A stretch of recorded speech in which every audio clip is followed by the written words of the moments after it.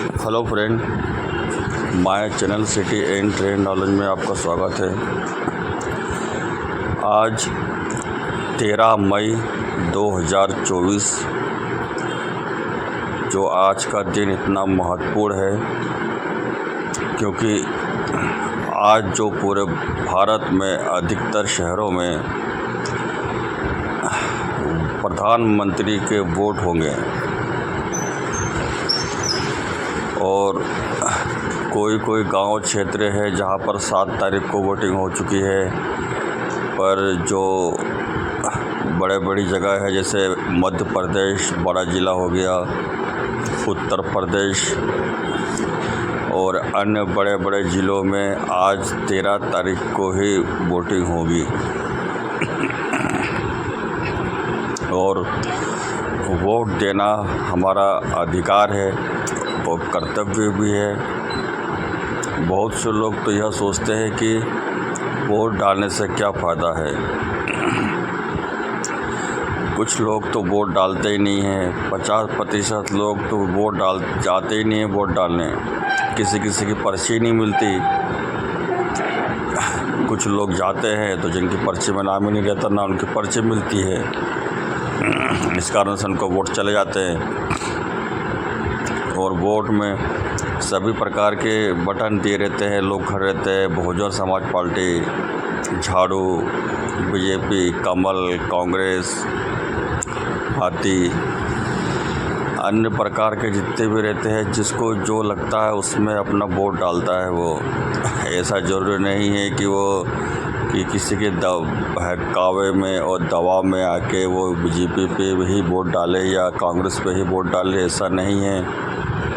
वो स्वतंत्र है और किसी पर भी अपनी जिस इच्छा हो, जिसकी भी इच्छा हो, उस पर वोट डाल सकता है।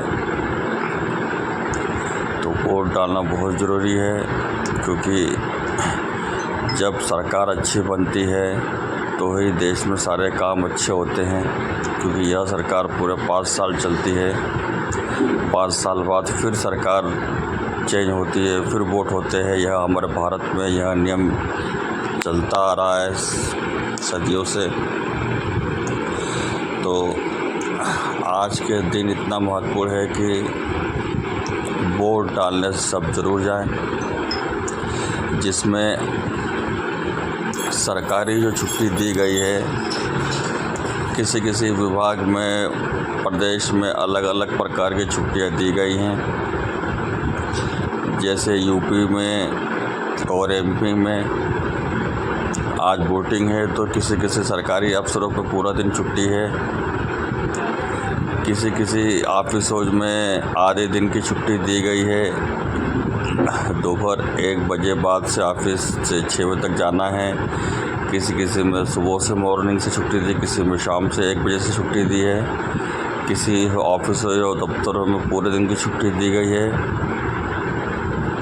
मतलब आज के दिन छुट्टी दी ज़रूर दी है, चाहे वो आधे दिन की हो या पूरे दिन की, क्योंकि वोट डालने के लिए इतना समय पर्याप्त होता है।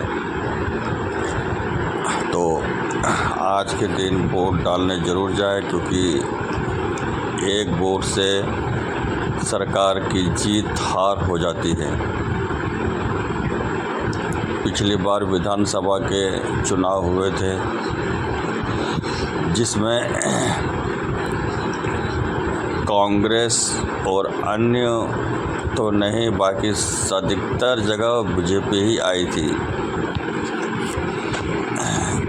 अब इस बार प्रधानमंत्री की जो वोट है,